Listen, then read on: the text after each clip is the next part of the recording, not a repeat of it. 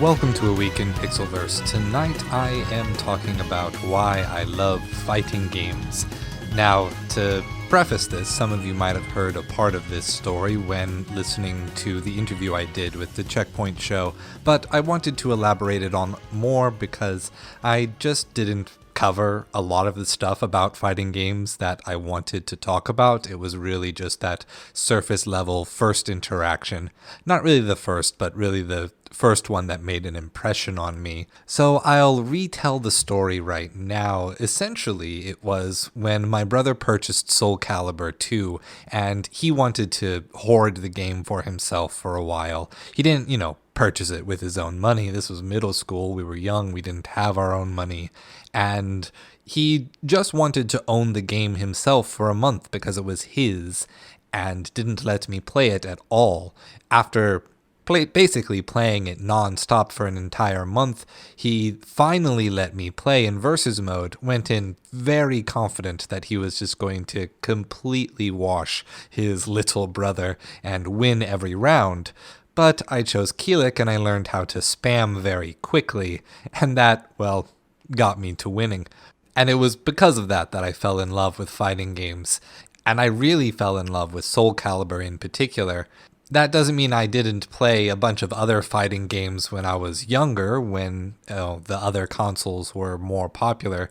Did a lot of Mortal Kombat and Killer Instinct and whatever the one with all of the dinosaurs was. I completely forget. And I even knew of Soul Blade and played Soul Blade at one of my friends' houses before I even knew that it was related to Soul Calibur at all. Soul Edge? I forget what the original one was called.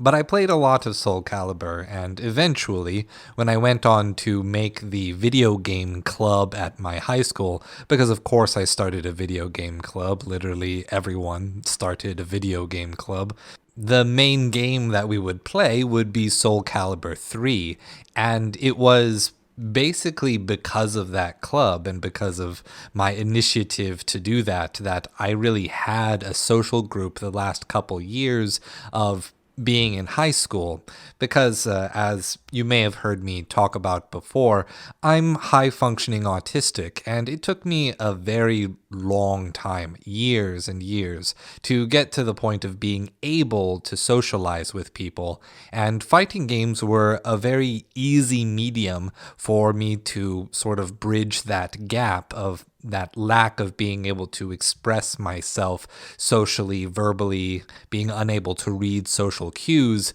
because everything was really focused on the game.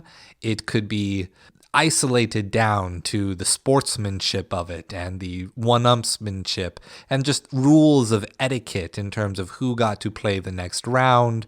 It's simplified socializing and made it easier to really make friends. So fast forward into college, and I really made a huge mistake in terms of trying to find my people and my social group right away. The dorm that I chose happened to be called Rosecrans, and I mistakenly had thought that was a reference to the Shakespearean character and not just some donor's name that happened to be very similar. Not being native to the Los Angeles, Culver City area, I wasn't aware that the reputation of the dorm was that of being the party dorm, the dorm that people chose when they wanted all of the socializing, all of the parties and the drinking and the loud music, and basically things that at the time, introvert like myself wasn't really comfortable with. I wouldn't define myself as an introvert now. I guess the term would be ambivert, where I'm very much empowered by and enjoy social situations, but they still don't quite give me energy. I'm not motivated to do more things because of social situations. It's more like I enjoy them and I crave them, but then I'm definitely burnt out and need to recover afterwards. And I mainly attribute that to the fact that having to do very active reading of people's tones and body language in a way that neurotypical people don't have to makes it more draining. It's more difficult to have a conversation, particularly with things like maintaining eye contact. And luckily, I've formed a number of tricks for making people think I'm making eye contact when in fact I'm looking just off to the side or not in fact at them at all, just to make things easier on me. But I'm getting away from the point. My original roommate, luckily for me, was a huge nerd, and the people next to us and the people across from us in the other dorm rooms were also huge nerds. So we had a sort of little cubby, an alcove that was really just for nerds and gaming and became sort of an open room for playing games. And while most of the games that they played weren't things that I was into, because I mostly played single-person games, action games, and RPG, things that aren't really social engagements, the one crossing, the one bridge that we had was fighting games. But of course, they were into 2D fighting games, games that I had never touched. They were extremely good at Smash Bros. They went to tournaments. They had practice sessions, hours of practice for Marvel vs. Capcom 3, and I was just completely out of the loop. I tried pretty hard to get into BlazBlue, but really just couldn't figure out anything and tried to spam my way through matches with Tau Kaka. It never worked. But there was one day that really stood out to me that sort of gave me cred, social cred in the group, which was when we played Rival Schools. Now, I don't need to go into the history of Rival Schools. It's a pretty niche fighting game. It's really old. It's never coming back. But what it was a 2D fighting game that had just started playing with the idea of using 3D mechanics like sidestepping and side attacks, as well as dodging and deflecting through 3 dimensions. And it was because of that, the fact that I, as a Soul Calibur player, and a tiny little bit of Tekken on the side, just a smidge, a little sprinkling of Tekken, and DOA before it became about bounciness and volleyballs. Sorry, terrible jokes. Just commenting on reality. That is silly to me. But I was able to essentially dominate the first half hour to an hour of the game by just using the Z-axis, by sidestepping attacks, because they had almost never played 3D fighting games. They didn't play Soul Calibur the way I had played Soul Calibur. And so while the third dimension wasn't really supported very much in that game, it took them a while to catch on. And we only played Rival Schools maybe one time, because setting up the emulation and getting it on the TV and getting enough controllers was just a pain in the ass. And in the later years of college, it was even Soul Calibur 5 that allowed me to have hangout sessions with one of my best friends still to this day, a game that was their first fighting game, and this person was in my Japanese class. They're a year older than me, and basically he kind of wrote me off in terms of just being a weeb or being socially awkward and not wanting to interact with me. But in getting to know me a little bit better, we started hanging out, and it was really being able to have hangout sessions playing particularly Soul Calibur 5 that really solidified our friendship early on. And their reason for getting into the game, their first fighting game, was really just because they really liked the character designs. And I found that kind of funny just because most Soul Calibur fans hated the characters in 5 because it was just the knockoffs of all the original cast. The idea of trying to make Soul Calibur babies or the Soul Calibur kids to replace the original cast didn't swing well with most people. And the werewolf thing was a little silly. I can see what they were trying to do with it, but it was a little silly. However, I will defend to this day that Viola, the Romani character who used a magical crystal ball to fight, was definitely one of my favorite characters I've ever used in Soul Calibur, even though I never really got very good. Great against computers, not so much against other people.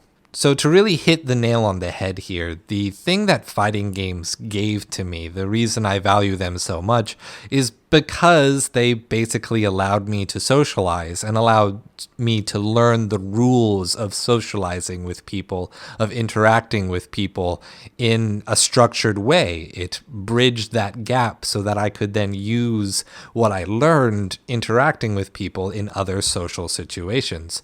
Playing fighting games taught me how to make friends to a certain degree. And kind of the sad part that I feel for this is that I haven't played fighting games in such a long time. I didn't even pick up Soul Calibur 6 when it came out, and I absolutely thought I would, having heard that 2B and Geralt were going to be downloadable characters. I was fully bought in, but just didn't pick it up. I didn't play it.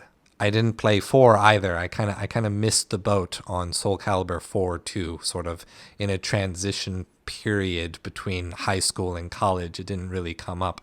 Now, I am definitely not a part of the fighting game community. I'm not even FGC adjacent in terms of what media I consume. I don't know who the big name players in the Soul Calibur community are at the moment, and I have honestly never known. And every time I think about getting into fighting games again, I kind of have misgivings. I kind of have trepidation just because I am working on a wireless signal, and I know for a fact that playing against other people, I'm going to be giving them some pretty bad matches.